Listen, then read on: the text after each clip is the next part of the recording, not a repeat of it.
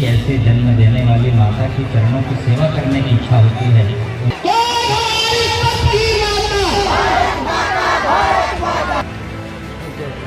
क्योंकि हमारे जो देवी देवता है एकदम साक्षात हैं, चाहे गणेश जी को मानिए, हनुमान। बोलो भारत माता की।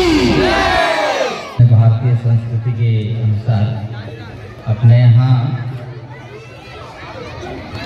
महिला को, कन्या को, बेटी को देवी का रूप ही देखेंगे और ऐसे जागृत देवी भारत माता के रूप में हमारे वंश में स्थापित हैं, जिनके हम लोग दर्शन भी कर रहे हैं।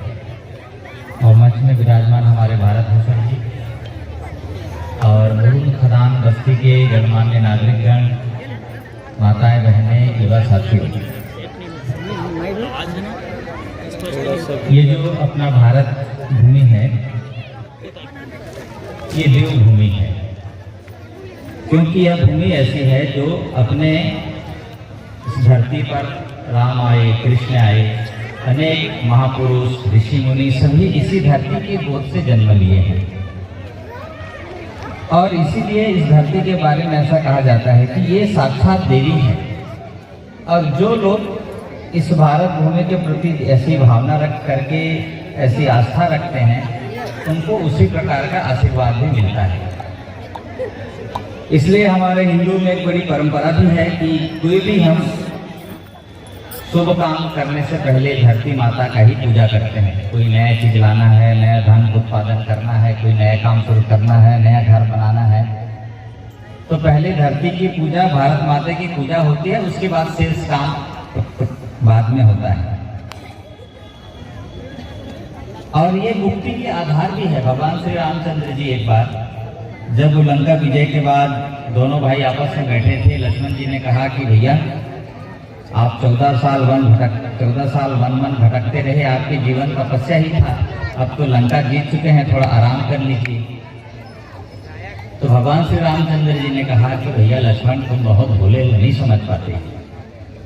ये जो लंका है ना, यहाँ सब प्रकार की सुविधा है, बड़ा संपन्न राज्य है, लेकिन मेरे लिए तो मेरी जननी और जन्मभूमि ही सबसे श्रेष्ठ है। उन्होंने लक्ष्मण जी को कहा कि अपि स्वर्णमयी लंका नामे लक्ष्मण रोचते जननी जन्मभूमिश्च स्वर्गादपि गरीयसी। ये जो जन्मभूमि होता है और जननी माने जो उसने हमको जन्म दिया, ये दोनों का स्थान स्वर्ग से भी ऊंचा है।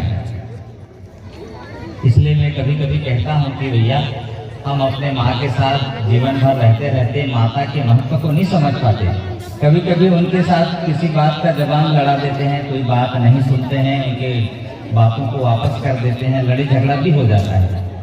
लेकिन जब ये बात ध्यान में आता है कि भगवान श्री रामचंद्र जी ने कहा कि जो जननी है, जन्म देने वाली माता है, वो स्वर्ग से ऊंचा है उसका स्थान, इस बात का स्मरण होती ही ऐसे जन्म देने वाली माता की चरणों की सेवा करने की इच्छा होती है, उनके साथ बैठने की इच्छा होती है, उनको देखने की इच्छा होती है, उनका सानिध्य प्राप्त करने की इच्छा होती है। ये हमारे भारत की मान्यता है। इसीलिए भारत में धरती जननी और जन्मभूमि दोनों का स्थान बहुत ऊंचा है और इन दोनों के सेवा को सर्वश्रेष्ठ माना है। अपने भारत के पश्चिम में एक कुंडलिक नामक एक बड़े भक्त हुए थे, अपने माता पिता की खूब सेवा करते थे। एक बार भगवान विष्णु जी ने बड़े आकर उनकी मातृभक्ति से प्रसन्न होकर के दरवाजे में खड़े होकर चिल्लाए, कुंडलिक कुंडलिक, मैं आ गया हूँ, श्री नारायण हूँ, मैं मिलना चाहता हूँ तुमसे। तो उस समय जो कुंडलिक था अपने माता पिता की सेवा कर रहा था। जब बहुत आग्रह किए भगवान श्री नारायण विष्णु जी, मैं मिलना चाहता हूँ, तो बोले मेरे पास समय नहीं भैया, मैं भी माता पिता की सेवा कर रहा हूँ। तो उस समय फिर विष्णु जी बोले कि नहीं ठीक है, मैं तुम्हारा दर्शन करके चले जाऊंगा, लेकिन एक बार देख लेता हूँ। तो कुंडलिक ने कहा ठीक है आइए, और एक ऐसे ईटा को ऐसे खिसका दिए। अब भगवान वहां पर खड़े हो गए। आज भी वहां वो कुंडलिक के स्थान पर भगवान विठलनाथ नाम से वो खड़े हुए हैं। तो इसका मतलब यह है कि जो माता पिता हैं वो सर्वश्रेष्ठ हैं, और उसी प्रकार से माता पिता को देव स्वरूप मानकर ही पूजा करना चाहिए। शास्त्रों में ऐसा कहा है कि सभी तीर्थों से बड़ा सर्वतीर्थमयी माता, सर्वतीर्थमय पिता, ऐसा ही कहते हैं। मातरम पितरम तस्मात् पूज्येत, ऐसा एक कहानी है कि जितने भी तीर्थ हैं पूरे दुनिया में और जितने भी देवता हैं उनके देवता के स्वरूप में पिता है, और सारे तीर्थ के जो पुण्य हो माता पर जाता है।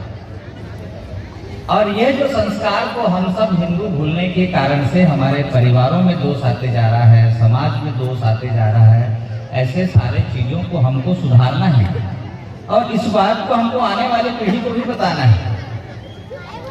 इसलिए हमारे जो रामचरितमानस है, हमारे महाभारत है, गीता है, धर्मशास्त्र है, उन सब का अध्ययन पूजन ये चलते रहना चाहिए।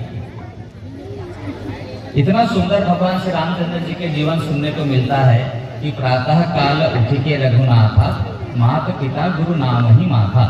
प्रातः काल उठ के भगवान श्री रामचंद्र जी अपने माता पिता को प्रणाम करते थे, अपने बुजुर्गों का प्रणाम करते थे, बड़ों की सेवा करते थे, उसके बाद शेष काम करते थे।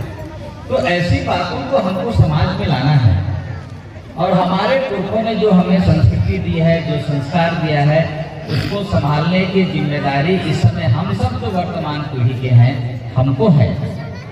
इसलिए हम जो है अपने पूजा पाठ है, रीति रिवाज है, घर में हम जो प्रतिदिन शाम को दिया जलाते हैं, भगवान को स्मरण करते हैं, उनको करते रहना है। अभी हमारा समाज कभी कभी जो है ऐसे चीजों से भटक जा रहा है, हमारे बस्ती में भी जो है वो दूसरी तरफ चला जाता है। तो उन सबको भी हमको संभालना है, सारे समाज एक होकर काम करे। इसलिए एक थोड़ा निवेदन आप सभी से मैं करना चाहता हूँ कि हर सप्ताह यहाँ कोई मंदिर होगा, कोई स्थान होगा, वहाँ पर एक साथ आकर के आरती भजन पूजन करिए, क्योंकि हमारे जो देवी देवता है एकदम साक्षात हैं। चाहे गणेश जी को मानिए, हनुमान जी को मानिए, शिव जी को मानिए, दुर्गा जी को मानिए, कभी भी आप मन से पुकार दीजिए, आपको निराशा कभी नहीं होगी, क्योंकि वो जागृत देवी है।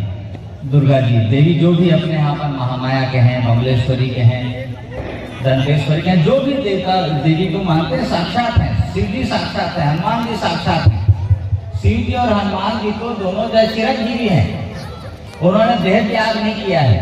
तो जहां भी आप स्मरण करेंगे वहां पर उनका आशीर्वाद मिलेगा, ये बहुत साक्षात है। लेकिन हमको अपने इस विश्वास को दृढ़ करना है, अपने विश्वास और आस्था श्रद्धा को मजबूत करना है।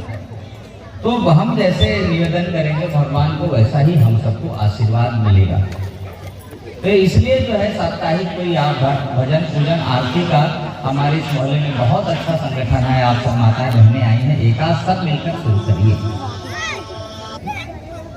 और भारत माता तो ऐसे हैं कि सबके जननी है, सबके जन्मभूमि है, इसलिए भारत भक्ति होना भारत के नागरिक के परम कर्तव्य है।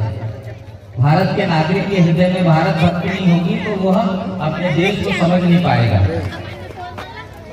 भारत भक्ति एक ऐसा चीज है कि व्यक्ति को भाषा, जात पात, उच्च नीच से ऊपर उठा करके मैं भारत का नागरिक हूँ, भारत मेरा देश है, मुझे गौरव जो होता है वो भारत भक्ति मन में आने की बात होता है। तो इसलिए भारत माता का पूजन, भारत माता को स्मरण करना, एक साथ मिलना, कार्यक्रम करना, देश के लिए कुछ कर सकेंगे, ऐसे सोचना समाज को बहुत जरूरी रहता है। देश है तो हम हैं, हमारी संस्कृति है तो हम हैं, हमारे धर्म है तो हम हैं, नहीं तो बिना धर्म के, बिना संस्कृति के, बिना देश के समाज बिखर जाता है, अपने परंपरा को नहीं बचा पाता है, पूर्वजों के दिया हुआ धरोहर को नहीं संभाल पाता है। इसलिए इन सारे चीजों से जुड़कर रखना ये बहुत जरूरी है।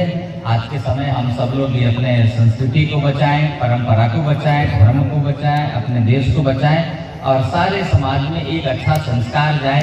इसके लिए हम सभी प्रयत्न करेंगे तो निश्चित रूप से हमारे हिंदू समाज में जो कल्पना है, एक अच्छा मनुष्य, एक अच्छा व्यक्ति, समाज को संभालने वाला, परिवार को संभालने वाला, सबका सम्मान करने वाला जो व्यक्ति की जो अपेक्षा है वह इसी समाज से निकलेंगे। ऐसा एक छोटी सी बात निवेदन करते हुए मैं अपने वाणी को यहीं पर विराम करता हूँ।